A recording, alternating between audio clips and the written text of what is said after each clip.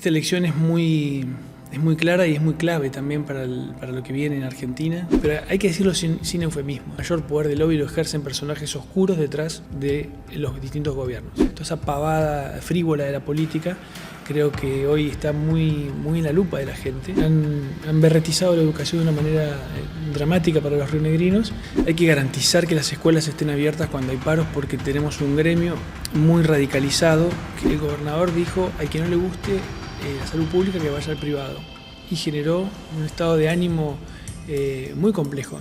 Empezaría por tener bien claro que no votaría a Soria, no votaría nada que tenga que ver con el populismo y con el atraso. Ellos tienen la jefa de la banda presa.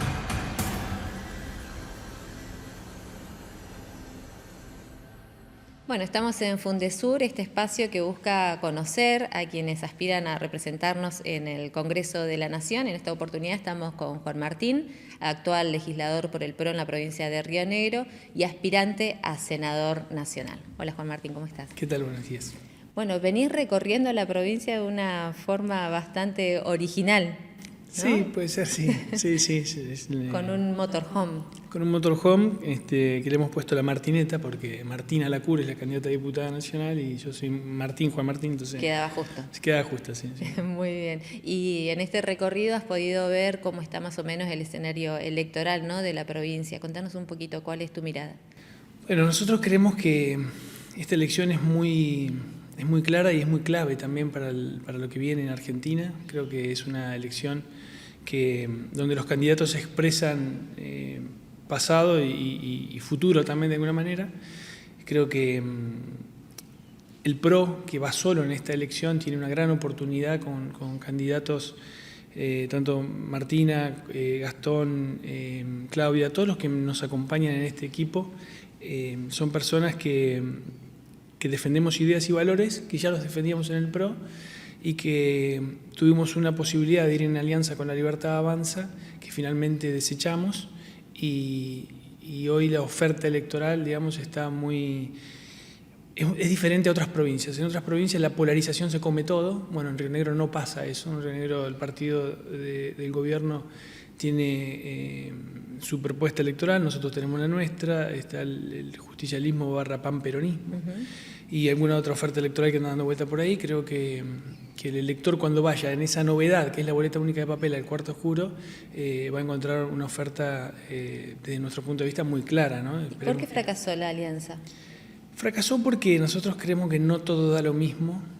De hecho, creo que nuestro eslogan de campaña terminó siendo ese, un poco inspirado con ese momento fallido, porque entendíamos que los que de alguna manera pensamos que el rumbo de la economía es el correcto, pensamos que Argentina debe estar en el mundo de la manera que está ahora, alejado de las dictaduras de Nicaragua, Cuba, Venezuela, los que de alguna manera entendemos, como ya lo hizo Macri en su momento, que el déficit cero es el camino correcto, teníamos que ser cercanos y estar juntos en la oferta electoral, y finalmente no se pudo porque La Libertad Avanza tiene personas en Río Negro que están muy alejados de todas esas ideas, esos principios, esos valores, y son más bien parecidos al gobierno provincial cuando de manera acomodaticia van, digamos, tratando de aprovechar el escenario, y eso hizo que salgáramos espantados, digamos. En esta recorrida por la provincia tienen una cercanía que quizás otros partidos no la están teniendo, ¿no?, con esto que vos decías de la Martineta. ¿Cuáles son los requerimientos de la gente? ¿Cuáles son los pedidos? Para nosotros esta agenda de cercanía es un poco la agenda que hacemos siempre, visitando emprendedores, pymes, organizaciones de la sociedad civil. El primer reclamo del ciudadano común es: no aparezcas ahora en campaña y después desapareces. Es increíble, pero la gente quiere, aún enojada con la política y los políticos, no desaparezcas. Así que eso es lo primero. Y después lo otro, que tiene que ver más con lo micro, que es: no llegamos a fin de mes, nuestra preocupación es cuando vamos al supermercado. La batalla cultural en algunos casos nos importa, pero tampoco es, digamos, es lo que más nos importa. Hagan foco en las cosas que nos afectan en la cotidianeidad, y es un poco también lo que queremos hacer si llegamos al Congreso. Si llegamos al Congreso llegamos para que esa agenda de prioridades que hoy recogemos en esto nosotros decimos andando, la podamos poner arriba de la mesa. Imagino que en la agenda de prioridades hay varios temas, pero si tuviéramos que puntualizar en 3, ¿cuáles serían los que llevarías al Congreso en primera instancia?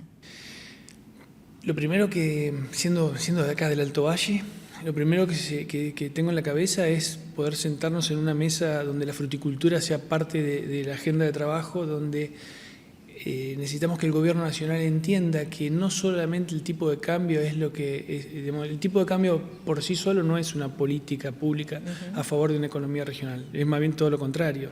Entonces,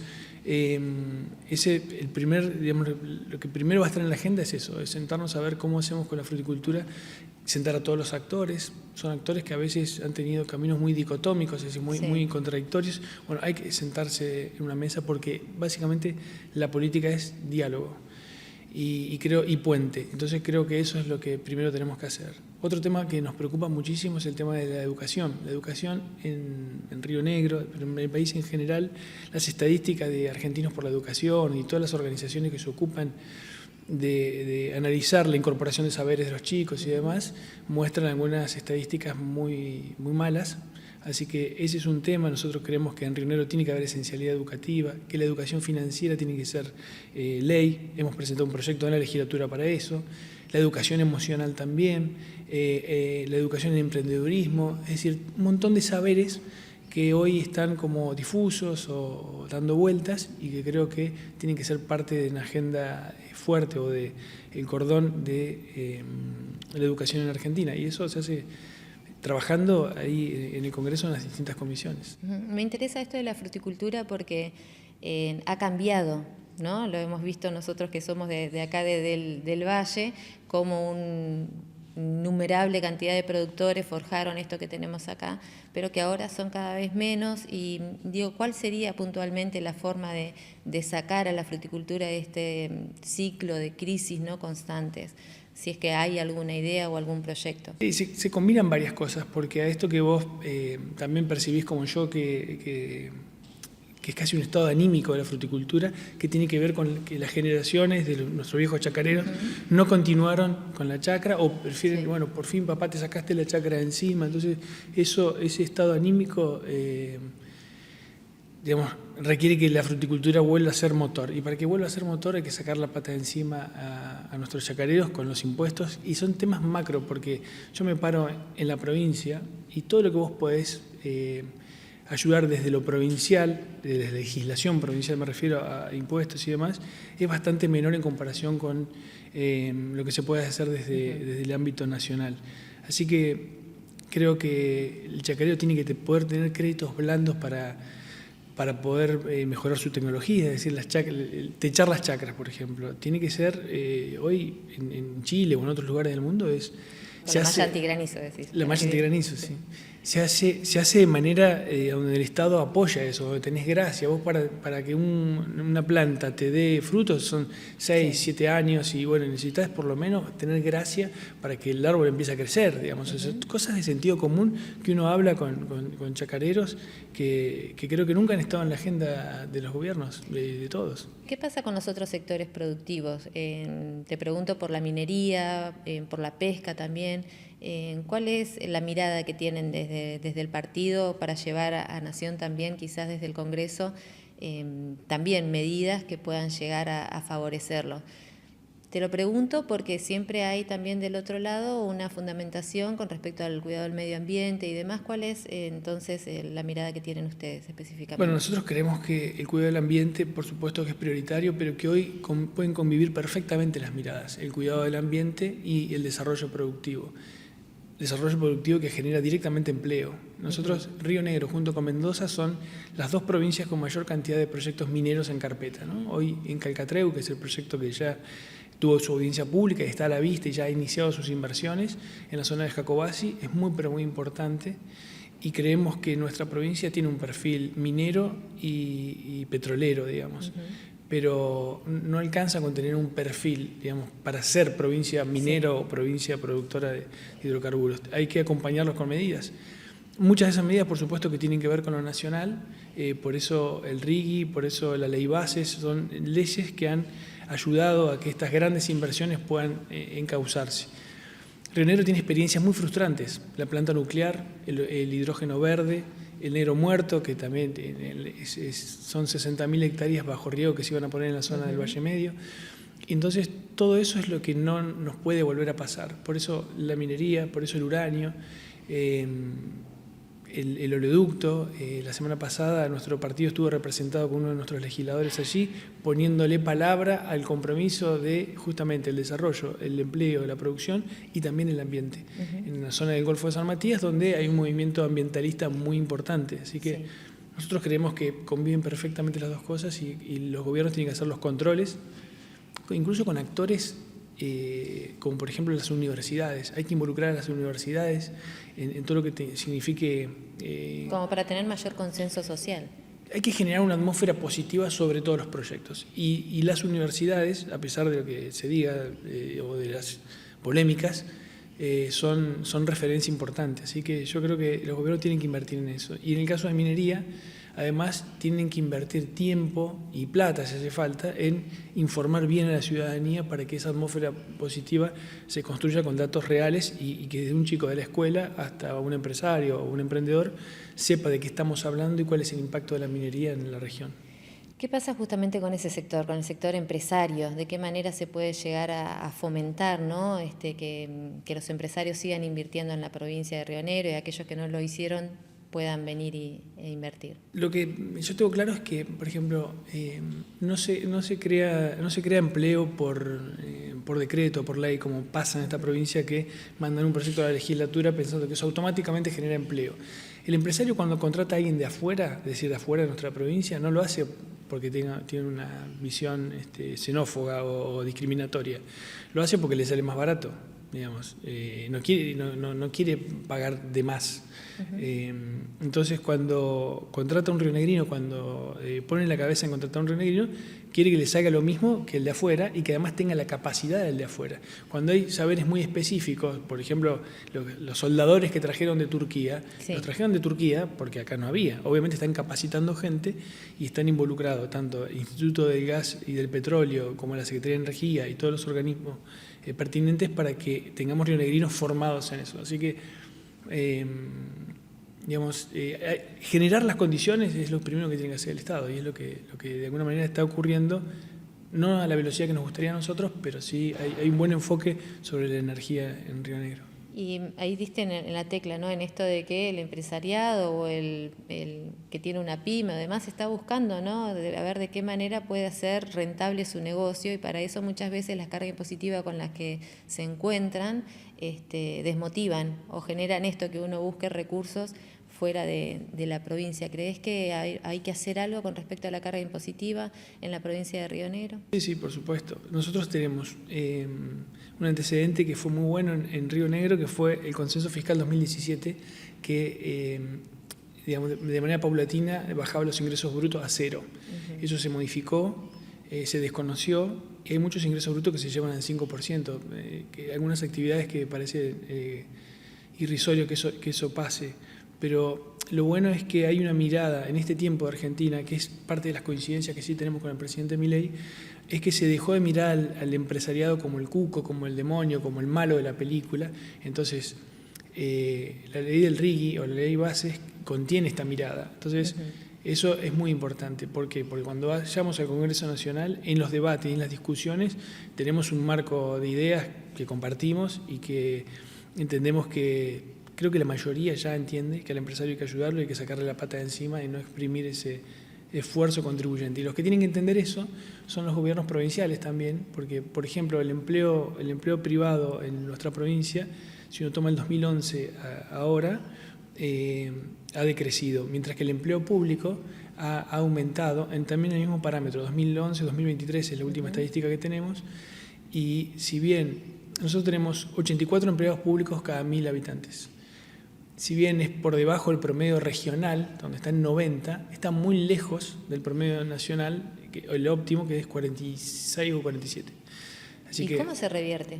Y se revierte sin repartir, sin planes platitas en época electoral, porque entonces uno llega a una provincia donde tenés un ejército de porteros, que son todos afiliados a un partido político, tenés un ejército de colaboradores en el ámbito de la administración pública, pero son colaboradores de partido, digamos, del partido de gobierno. Se revierte haciendo una reestructuración del Estado y contratando a la gente digamos, que tenía que contratar, y no sumando amigos, ¿no?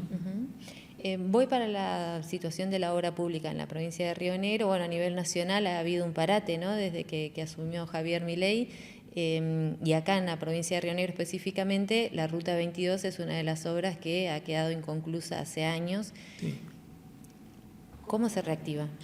Bueno, lo primero que nosotros tenemos que entender es que el presidente Milei agarró casi una economía de posguerra, digamos, ¿no? Un país donde la obra pública en general, primero, digamos, la causa vialidad mantiene presa a Cristina Kirchner, ¿no? O sea, fue una cueva de corrupción, sí fue una cueva de corrupción. Después, me tocó a mí en lo personal, yo en la Ruta 22 iba, cuando gobernaba el presidente Macri, iba a vialidad a tratar de entrevistarme con todos los funcionarios. Trajimos una audiencia pública acá en algún momento porque el intendente Soria en ese momento había ejercido una acción de amparo y había frenado la obra. Entonces, toda esa novela, antes el padre le había pedido a Vialidad Nacional que hiciera por lo menos una autovía o una autopista, ese escrito del intendente Carlos Soria.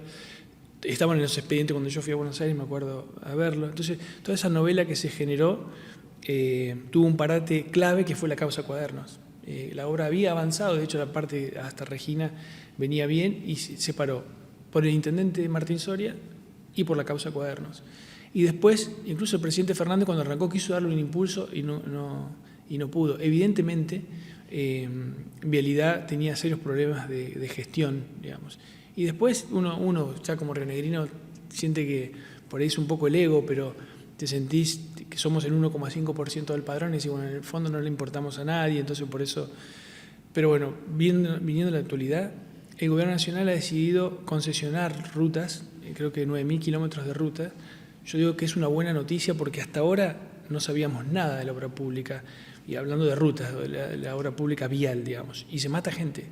Entonces, uno de los reclamos que ha hecho el PRO en el ámbito nacional, a pesar de haber acompañado muchas de las medidas del presidente Milei, es qué van a hacer con las rutas, al modelo chilena, la concesión. O sea, se habló mucho de esto. Creo que habrá un anuncio concreto de 9.000 kilómetros de peajes. Y bueno, por supuesto que va a ser polémico, pero a mí en lo personal y además como dirigente del PRO, digo, menos mal que anunciaron algo, porque este estado de que los camioneros chilenos estaban en la Ruta 40 con pala y tierra y piedra tapando los pozos, me parece una imagen de país espantosa. La 22 la tenemos acá muy visible, pero vos que estuviste recorriendo la provincia, ¿cuáles otras rutas deberían estar en el listado de prioridades? La 151, seguro. La 151, la que viene de Catriel para Chipoleti, digamos, es impresionante, es indescriptible. Creo que algún turista que pasó por ahí la filmó, la de Bariloche, el Bolsón, por ejemplo, sí. La 40 también. Ahora está apenas mejor porque la han parchado un poquito por el invierno. Pero tenemos, y la 23 le faltan 30 kilómetros para hacerla toda de pavimento. O sea, si nosotros estando de Roca, ir a Bariloche por ruta 6, sí. 8 y terminar en la 23 es un lujo, digamos. Así que creo que debería ser parte de la agenda prioritaria del Gobierno Nacional y nosotros vamos a ir a pelear por eso. Bien, el tema es de dónde salen los recursos, ¿no? ¿Cómo se financian ese tipo de obras? Bueno, si instrumenta este sistema de peajes, tendrán que poner empresarios que tengan la espalda para aguantar que después el peaje pague las inversiones. Porque Río Negro, por ejemplo, tiene una ley aprobada sobre rutas provinciales, una ley que yo voté en contra porque se proponían peajes en varias de nuestras rutas, por ejemplo la que va del Solito a las Grutas, sí. Y por lo menos esa ruta está hecha, digamos, ¿no? Pero se proponían peajes sobre rutas que no están hechas y es bastante... polémico e injusto cuando una ruta no tiene una colectora que permita que puedas ir por otro, o sea, una vía alternativa, digamos. Así que son de los temas que el Gobierno Nacional tendrá que poner en cabeza de alguien que logre, digamos, concesiones o privatizaciones más rápido de lo que han venido hasta ahora, porque en 1 año y 8 meses la única privatización que hicieron es la de IMSAT, digamos. Así que esperemos que puedan darle agilidad a la gestión y no se enamoren. A mí lo que, digamos, yo estoy de acuerdo en líneas generales con el gobierno del presidente Milei, ¿no? Sobre todo por el rumbo económico y demás. Ahora, cuando escucho, somos el mejor gobierno de la historia, el mejor ministro de la historia y todo eso, me genera un rechazo natural, porque Sí. creo que no hay que enamorarse de los relatos, porque eso se parece mucho al kirchnerismo. Eso es somos la década ganada, ¿no? Para mí fue una década, no para mí, para los argentinos fue una década nefasta, digamos, pero si uno se empieza a enamorar de los relatos, empieza con problemas de gestión, seguro. Así que ojalá, con el tema de las rutas, este anuncio no sea un anuncio romántico, ni para enamorarse, ni parte de un relato, sino que sea una obra efectiva de gobierno. ¿Decís que el rumbo económico es el correcto, a pesar de la subida del dólar del último tiempo? Sí, sí, creo que es el correcto porque básicamente se sostiene en la lucha contra la inflación y con el mantener el déficit de raya, y eso significa no gastar más de lo que te entra. Es el contexto general, digamos, es la macro. Ahora hay que ver cómo hacen para que la micro, un amigo me decía, hay un piojo bárbaro, y yo decía, sí, en la calle claramente se ve. Eso significa que esa macro que empezaste a acomodar después de esta casi posguerra, todavía no llegó a la micro. Y el gobierno tiene que concentrarse en eso. El problema es que siempre Argentina tiene, o la economía en general, hay como dos factores que te pueden influir mucho: la confianza o el clima, ¿no? Si el clima, si el tema meteorológico te joroba con la cosecha y demás, no se pueden liquidar dólares. Bueno, pero la confianza es un tema recurrente en nuestra política argentina. Y digamos, lo peor que le pasa al gobierno hoy y que nos pasa a los argentinos es el riesgo país. Porque con el riesgo país, que es producto de la desconfianza que se generó, por ejemplo, en las elecciones de Buenos Aires, ese riesgo país es el que frena las inversiones en vaca muerta. Y si frena inversiones en vaca muerta, es toda una rueda de demoras y dinero que no ingresa, dólares que no se liquidan. Bueno, así que el rumbo para mí es el correcto, pero hay que corregir todo esto otro que tiene que ver más con cuestiones emocionales que de una cuestión política. De esperar, dice usted. Yo digo que hay que esperar, hay que esperar desde lo emocional que la cosa mejore, pero creo que el gobierno tiene que actuar rápidamente, no enamorado de sí mismo, sino pensando cómo genero que la micro arranque, digamos, ¿no? Dentro, lo vuelvo al principio de la entrevista, que hablábamos acerca de los 3 ejes principales que iba a llevar al Congreso de la Nación, y entre uno de esos estaba el tema de la educación. ¿Qué es lo que hay que cambiar en la provincia de Río Negro? Porque vemos muchos jóvenes que deciden irse de la provincia justamente porque no ven oportunidades. Todos los problemas son un problema de educación en el fondo. Todo esto que hablábamos de la economía y demás tiene un impacto sin duda en la educación, o al revés.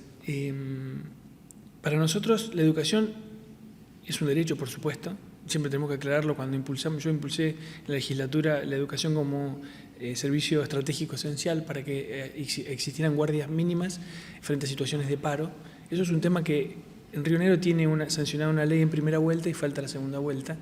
Hay que garantizar que las escuelas estén abiertas cuando hay paros, porque tenemos un gremio muy radicalizado que aparece con sus luchas cada vez que los chicos más que nunca necesitan estar adentro de las aulas. Eso por un lado. Por otro lado, tenemos una crisis en lo que se llaman los nuevos saberes o la incorporación de saberes, y en Río Negro se combina además con la escuela rionegrina, que ha instrumentado este sistema de trayectorias, es decir, esta eliminación del boletín por nota y evaluar a los chicos por trayectorias. Desde mi punto de vista y de muchos expertos en educación, que yo no lo soy claramente, dicen que eso de alguna manera baja la calidad de la educación de los chicos. Así que yo creo que eso tiene que cambiar. Eso tiene un nombre y apellido que es el gobierno de Juntos Somos Río Negro, que lo instrumentó hace un tiempo, y que incluso ahora creo que cuando Mónica Silva se quede sin trabajo en el Senado tiene muchas chances de ser ministra de vuelta. Esperemos que eso no ocurra, porque han berretizado la educación de una manera dramática para los rionegrinos y se han negado a que la robótica, la inteligencia artificial, la educación financiera sean parte de la currícula. Nos aceptaron a nosotros que la lengua de señas sea parte, sí, de la currícula, y aceptaron en la última sesión que la lengua de señas sea obligatoria para que los chicos aprendan a cantar el idioma, digamos, ¿no? El himno. El himno en Río Negro empieza a ser obligatorio aprenderlo con lengua de señas. ¿Y en cuanto a lo salarial? En cuanto a lo salarial, nuestros docentes, es muy gracioso porque si uno escucha el gobierno provincial, son los mejores docentes pagos del país. Pero si uno camina y anda y habla con los docentes, que es lo que me pasa, esa realidad es totalmente distinta. y se combinan ahí temas macros de lo nacional, digamos, porque si vos decís el ingreso del salario ya para todos los trabajadores, no tan solo para los docentes, cuando no hay inflación te debería rendir más, pero en el medio el gobierno se niega a tener paritarias acorde a lo que dice la ley, o las patea o va para adelante, o sea, se aprovecha un clima de época que es no hay plata, para no sentarse y tener una discusión de fondo, o aprovecha también para que el gremio de la salud, que es ASPUR, primero no lo reconocen como gremio, después patean para adelante. Yo camino a los hospitales, estuve hace poquito en las grutas, estuve en Bariloche, y mira, y a propósito de esto aprobamos una ley para que los extranjeros no residentes tengan que pagar si van a un hospital. Y uno de los argumentos del oficialismo es, bueno, pero en definitiva cuando un extranjero va a un hospital, el médico no te pregunta de qué nacionalidad sos. Yo digo, claro, no te pregunta de qué nacionalidad sos, porque la preocupación es que haya suero, que haya gasa, que el mamógrafo funcione. Es decir, el profesional, a pesar de su vocación de servicio, de los malos sueldos y demás, está ahí sosteniendo el sistema de salud. Lo mismo pasa en la educación, lo sostienen los docentes que tienen ganas de enseñar. Y muchas veces esos docentes que tienen ganas de enseñar, que están mal pagos, tienen dificultades con la representación gremial que termina empiojando, digamos, la relación entre gobierno y docentes. Una de las preocupaciones también que tiene la ciudadanía es el tema de la salud pública, justamente. ¿Cómo se mejora, ¿no? Más allá del financiamiento para la mejora de los salarios, como primer punto, como lo acabas de decir, ¿de qué manera se puede mejorar en la provincia de Río Negro? ¿Cuáles son las inversiones que faltan? Bueno, lo primero es eso, es que tener una decisión de inversión, de invertir. Y los sueldos son parte de la inversión. En esta provincia el gobernador dijo, al que no le guste la salud pública, que vaya al privado. Y generó un estado de ánimo muy complejo. Yo estuve el sábado en la Clínica Central en Regina charlando con profesionales que llevan adelante lo que se llama la terapia intensiva humanizada, que es un concepto novedoso, que es que en la terapia intensiva generalmente vos estabas solo, generalmente era en un lugar oscuro, de mucha soledad, ¿no? La terapia intensiva, bueno, ahí te permiten que un familiar esté con vos todo el tiempo. Es un lugar súper iluminado, con luz natural, con vista a la barda, de paso, porque tienen esa suerte, pero hay todo un cambio de concepto, digamos, de la relación médico-paciente y el familiar en el medio. Incluso la idea es una idea española. En España te permiten hasta que ingresen las mascotas. Acá todavía no se puede, pero está comprobado. Bueno, pero en la terapia intensiva creería que no. En las mascotas está comprobado que generan una reacción positiva frente a alguien que está sufriendo, por ahí incluso hasta cuidados paliativos, viene la mascota y eso te genera mejor ánimo, mejor salud. En Río Negro, digo, a pesar de que tenemos cosas como esa, tenemos el abandono total de la especialidad de toco-gineco del Hospital de Roca, por ejemplo. Bueno, en Roca había una inversión ya que iban a ser proyectadas, sin embargo todavía eso no ocurrió. Y sí, la estamos esperando. Roca es uno de los hospitales más importantes de la provincia. En Bariloche se está ampliando. De todas maneras, cuando aparecen ampliaciones, como por ejemplo la de Bariloche o la inversión que se anuncia en Roca, uno también debe preguntarse qué va a pasar con los recursos humanos, porque esto de que tengan malos sueldos y el sistema se apoye solo en la vocación de servicio de los servidores públicos, digamos, es un boomerang, porque después cuando esté todo armado, ¿quién va a querer venir a laburar, digamos, de afuera, ¿no? Pero bueno, entiendo que el cambio de ministro en Río Negro ha sido en principio una buena noticia, porque todo lo que vivimos en salud tiene que ver con un ministro y una política pública que empezó con Beretigné, continuó Arabela Carreras y siempre el ministro fue el mismo, digamos. Bien. Hemos hablado de todo un poco, economía, educación, salud. Quería preguntarte por justicia, ¿no? Nosotros vivimos en un sistema democrático, republicano, donde justamente, tanto en el Poder Ejecutivo como en el Legislativo, se vota para que ingresen y nos representen. Sin embargo, en el sistema judicial eso no pasa. Es una discusión que estuvo planteada hace un tiempo en nuestro país. La pregunta sería concretamente si crees que nuestros jueces deberían ser elegidos por los ciudadanos. Creo que no, definitivamente no, pero creo que hay que mejorar el Consejo de la Magistratura. Los jueces y fiscales y defensores y encargados de las oficinas judiciales se eligen a través del Consejo de la Magistratura con un sistema del cual sos parte. Exactamente, del cual soy parte como legislador de la oposición, por ser la primera minoría. Soy yo y Juan Murillo, que es otro legislador, que eventualmente me reemplaza a mí o yo lo reemplazo a él. Y el gobierno provincial, el partido de gobierno, tiene 2 representantes más. Venimos ahora de la semana pasada de una sesión en la que pretendían sancionar a una jueza y finalmente se archivó esa causa. Pero hay que decirlo sin eufemismos. En Río Negro hace 30 años que los jueces, directa o indirectamente, los ponen o los sacan, o el mayor poder del lobby lo ejercen personajes oscuros detrás de los distintos gobiernos. Hay operadores que siempre están dando vuelta, que siempre se los ingenian para recomendar a algún postulante. Por eso creo que el Consejo de la Magistratura hay que cambiarlo, la ley tiene que cambiarse y incluso hay que ir a un sistema donde la entrevista personal no tenga tanto peso, porque me ha tocado perder casi todas las votaciones porque los legisladores hago así porque se sientan siempre a la derecha a mí, los legisladores del partido de gobierno siempre tienen ventaja, siempre te ganan las votaciones porque, digamos... Pasando en limpio, no es que los ciudadanos deberían elegirlos, pero sí debería haber un cambio en el sistema de elección de los jueces. Sí, yo creo que la ciudadanía gobierna y delibera a través de sus representantes. No creo que tenga a lo mexicano, lo que ocurrió en México, que la ciudadanía elija a los jueces por voto, creo que no es bueno.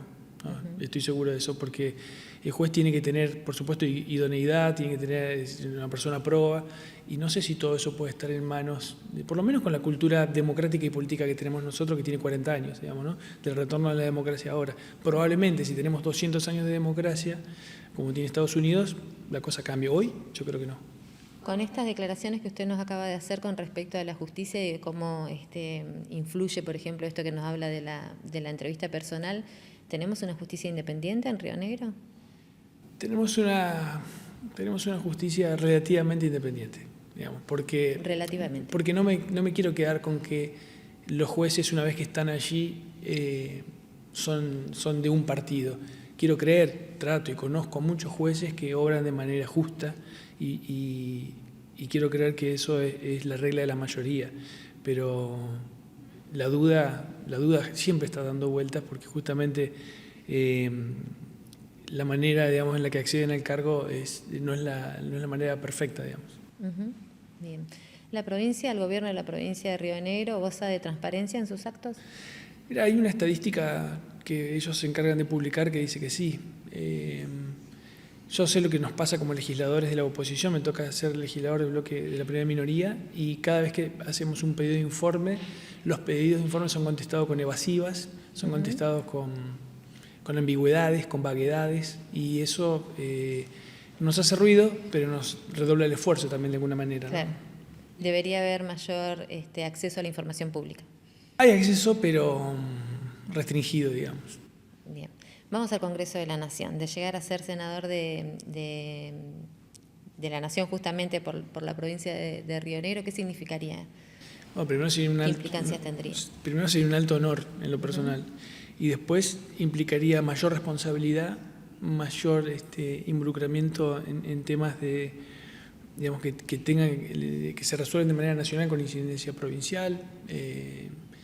Sería un desafío enorme y acá me paro, digamos, no me gusta ser autorreferencial, pero yo me preparé toda mi vida, yo estudié ciencia política, siempre la participación pública fue lo que de alguna manera atravesó mi vida, lo hice en la política y lo hice cuando me tocó, en todos los roles que me tocó, digamos. Entonces, para mí, esa vocación innata que tengo por lo público, ahora que está como mal decir que uno tiene una vocación por lo público, porque se ha puesto de moda decir que si tenés un sueldo del Estado sos mala gente, no sé cuánta cosa más, creo que es una gran oportunidad para demostrar que te preparaste para generar a través de la herramienta hermosa que es la política, acciones concretas para los otros y no que vas al Congreso a regodearte en el ego y decir, bueno, acá llegó el señor senador, tengo el secretario o la secretaria, el chofer, toda esa pavada frívola de la política, creo que hoy está muy en la lupa de la gente. Por eso, por ejemplo, propusimos que en Río Negro se saquen los fueros. Chubut, por ejemplo, los sindicalistas tenían fuero. Claro. Entonces, tomando ese ejemplo de Nacho Torres, que es nuestro gobernador insignia, digamos, estamos proponiendo lo mismo en Río Negro. Y la regla general para el Congreso Nacional tiene que ser la misma, digamos, sin privilegios y con gente que vaya a trabajar. Te propongo un juego. no sos candidato, no sos Juan Martín, sos un ciudadano de a pie que tiene que ir y votar en el cuarto oscuro al resto de los candidatos, como si Juan Martín no estuviera hoy siendo candidato a senador por el PRO. ¿A quién votarías? Empezaría por... cuando te tenés que comprar una corbata que ponés las que no, ¿viste? Vas sacando, entonces elegís la otra. Empezaría por tener bien claro que no votaría a Soria. Digamos, no votaría nada que tenga que ver con el populismo y con el atraso y con esa mirada hipócrita de la política y cínica, donde ahora dan consejos hasta de temas de corrupción, digamos, ¿no? Cuando ellos tienen la jefa de la banda presa. Empezaría por ahí. Y después hay valores, principios que no resignaría, como por ejemplo la gente que tiene problemas con el delito o que tiene que dar muchas explicaciones a la justicia, tampoco estaría en mis elecciones. ¿No va a mencionar a nadie? No, digamos, todo el mundo sabe, digamos, está clarísimo que hay gente que tiene problemas en la justicia, todos los días se descubre una cosa nueva y a pesar de eso el gobierno nacional decidió mantenerla en la candidatura, así que empezaría por ahí, digamos, no a Soria, no a esta gente. A Villaverde específicamente. ¿Y quién más me queda? Bueno, después los partidos de izquierda, creo que hay una muy buena persona que es candidata de un partido de izquierda que es de apellido Martín, pero que no comparto ninguna de sus ideas, es muy buena gente, pero no comparto ninguna de sus ideas, así que probablemente inauguraría por primera vez en mi vida el voto en blanco. 2027, ¿dónde lo encuentra? Trabajando. ¿Pero sin ganas de ser candidato a nada? Y todo cura quiere ser papa, pero yo quiero demostrar con trabajo que puedo ser papa, digamos, ¿no? Que no tengo pecado, en serio. Así que sí, me voy a encontrar trabajando en el PRO. Tengo la convicción de que el espacio que representa las mejores ideas y valores en Argentina es el PRO. Y el PRO, mañana tenemos una reunión con el presidente Macri. El PRO para mí tiene mucho para dar todavía en la política argentina. Tuvo un tiempo que por primera vez terminó un gobierno no peronista, pudo terminar un mandato que generó cosas muy buenas. Algunas de esas tienen que ver con la paciencia que la sociedad le tiene a Milei, otras tienen que ver con el apoyo decidido que le dio a Milei en la segunda vuelta y apoyo decidido que le dio también en el Congreso Nacional para que el país finalmente arranque y funcione, pero no somos lo mismo y no todo da lo mismo, por eso creemos que desde el PRO tenemos un aporte importante para hacerle a la ciudadanía y creo que vamos a volver a enamorar. Hoy no somos la marca más taquillera, pero sí la que se ha mantenido coherente a una forma de hacer política. Muchas gracias, Juan Martín. Gracias a vos.